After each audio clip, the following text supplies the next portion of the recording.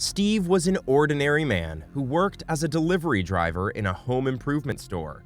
He had a happy personal life and grew up with loving parents who had always supported him. However, one thing was always on his mind. Who was his birth mother?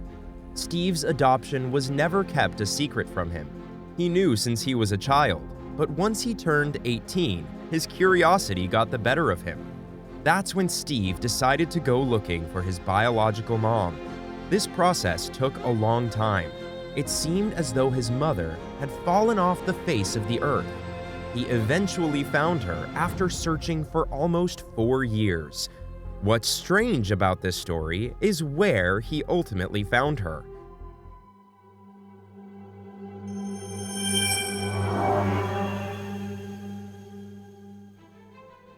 Steve's inspirational story ended up making headlines all over the country. Steve is a 22-year-old who grew up in Grand Rapids, Michigan.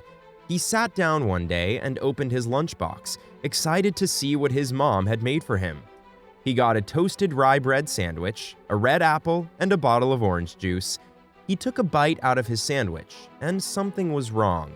He tasted cheese, tomatoes, and olives. Steve spat the bite into the trash. Sometimes his mom would forget how much Steve hated olives. Olives aside, Steve loved his mother. Most of the time, her sandwiches were great. After picking the olives out of his sandwich, he quickly ate it. He had a lot of deliveries to get to and needed to hurry up if he wanted to finish on time. Steve has worked as a delivery driver at a home improvement store for the past couple of years. He planned to go to college, but first he needed to save some money. Luckily, Steve enjoyed working there. He was always good at repairing things, and he liked helping people. That's why Steve worked hard and took on as many hours as possible. However, there was something else on his mind lately, something pretty big. As an adopted child, Steve started thinking about his roots and birth family. His adoption was never kept from him, but it wasn't something he thought about until recently. Something just brought the situation into his mind. There was a story about an American college student who went to South America to find and meet her birth mother. Their country was extremely dangerous at the time, so her mom decided it would be better to give the baby up for adoption in America. It was something on TV that brought these thoughts to the surface. When the girl turned 21, she traveled there to meet them. She didn't speak Spanish or anything, but still it was an emotional meeting. It got Steve to wonder if this girl went through all that to find her mother and where she came from, maybe he could search for his mother too.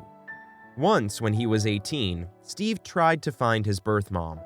Choosing to go on this search wasn't as easy as one might think. First, he didn't want his adoptive parents to feel offended. He didn't even like to use the word adoptive because, as far as he was concerned, the people who raised him were the ones who took him in. All his childhood memories came from the two people who raised him and loved him. He loved them. He was just curious about his birth parents. He never wanted to do anything to make them feel like he was replacing them in any way. As much as Steve adored and appreciated his parents, he couldn't help but feel angry. There was a lingering feeling that someone had abandoned him when he was a baby. He was 7 years old when he discovered he was adopted, which messed with his head just a little bit. Steve knew that there could be a million reasons for a person to give up their baby. If his mom didn't want him then, why would she suddenly want him now? However, he knew that it wasn't fair to think like that. He didn't want to judge before he knew the truth. He wanted to know the real reason why his biological mother gave up on him. When Steve told his mom that he was interested in looking up his birth mother, she wasn't surprised. His mom knew her son wasn't looking to replace her. She told Steve that she assumed he would be curious and knew this day would come. She assured Steve that it was okay and that they wouldn't be offended if he looked for his birth parents.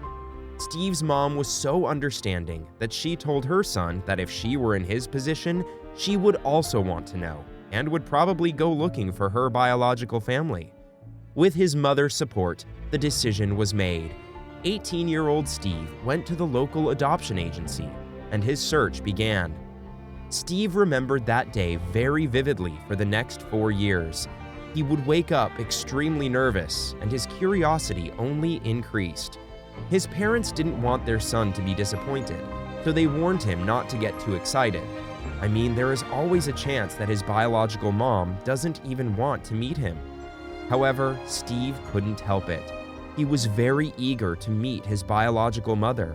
He didn't want to think of her not wanting to be found. As he stood at the front desk at the adoption desk, he realized he wasn't just curious. It was way more than that. Finding his mom was something that meant a lot to Steve. Steve's heart was racing at the adoption agency. The woman at the desk finally looked up his records on the computer. As soon as Steve realized she had found his name, his heart started beating faster. He was so nervous about hearing what she had to say. To Steve's surprise, his birth mother did want to reunite with her son one day. The woman told Steve that his biological mother had left her records open, just in case he decided to look for her one day. Steve was understandably way too nervous to look. The lady at the adoption agency gave Steve the information. Eventually, he opened the envelope and found that his biological mother's name was Christine Talladi. Steve couldn't help but wonder what she was like. What was she doing? But more importantly, why did she give him up 22 years ago? Steve needed to give himself some time before he continued his research. A few days later, he took the next step, to use the internet.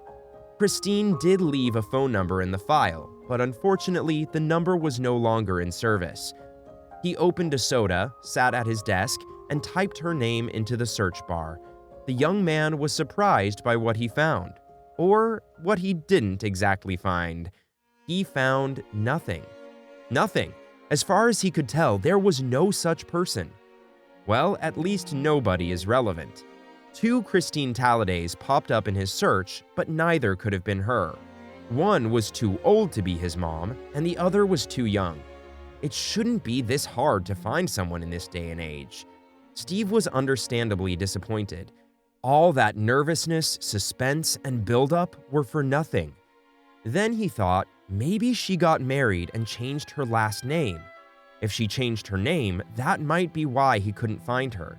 Steve contacted the local courthouse so he could check the public records.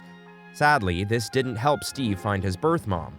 The courthouse told him that there was no one by the name of Christine Talladi who had gotten married and changed her name. One of the Christine Talladis that he did find changed her name to Talladi when she married her husband. Steve had no idea what to say. He couldn't believe it would be this hard to track down, especially since she wanted him to find her. This made absolutely no sense. He thought for a minute that maybe she had passed away. However, if that were the case, it would have been recorded. So where could she be? Steve felt like he had hit a dead end. With no leads, Steve decided to call the adoption agency again. He figured he might check to make sure they had given him the correct name. The woman on the phone confirmed that his birth mom's name is, in fact, Christine Talladi. If he had the correct name, where is she? How is it that he can't track her down? It seemed like she had disappeared and erased all records and traces of her except for the one at the adoption agency. Could it be that she didn't want to be found? Steve didn't know what to think. His parents then suggested a private investigator. If he wasn't getting anywhere with the search, maybe someone could help. Steve's response to his parents was no. He told them he would never ask them to spend that money. He added that he wasn't even that interested in finding her. I guess he thought that if she wanted to be found, she wouldn't have just fallen off the face of the earth with no trace. He finally gave up. Over time, he had forgotten about his search. It wasn't a priority for him anymore. He would search for her name every time to see if anything came up. He still wanted to find her, or at least find clues as to where she might be. But 4 years later, he decided to get to the bottom of this once and for all. Steve couldn't take it anymore. He just wanted to know who his biological mother was. After stopping his search 4 years ago, Steve wanted to continue it. He still didn't know where to start, So he went to the adoption agency again. He was hoping they might have more information about his mother hidden somewhere. He went up to the front desk and explained his situation. The employee that was helping him agreed with Steve. She thought that it was bizarre that his mother seemed to have disappeared. She looked up Steve's case on her computer and pointed out the same results he had gotten. When he looked at it again, Steve felt stupid. When Steve looked at the records this time, he noticed something he hadn't realized. The entire time, he had been spelling Christine's last name wrong.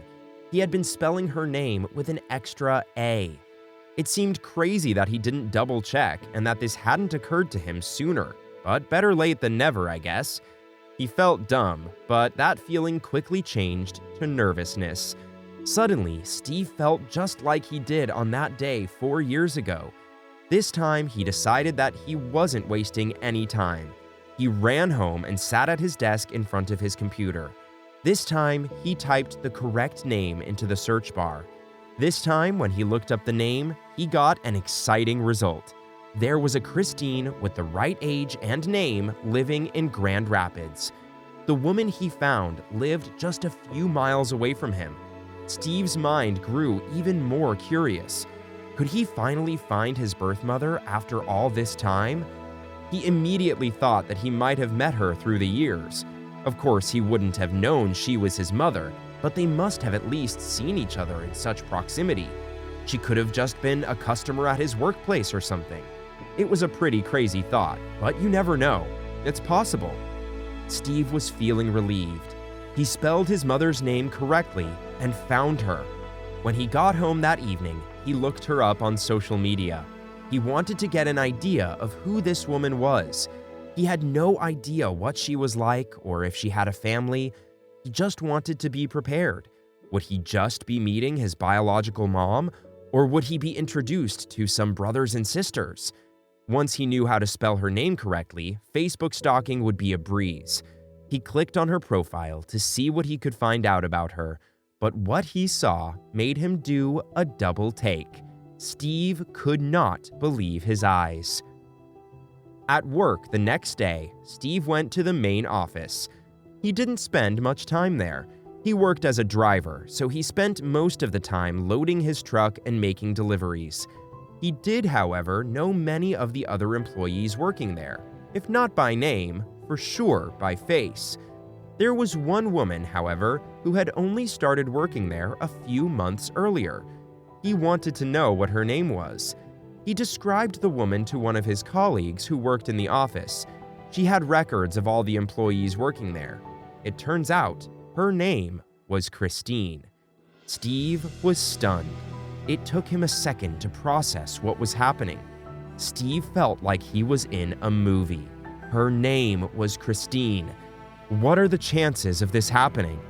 His utter shock was written all over his face. He went pale, and one of his coworkers asked him if he was feeling okay.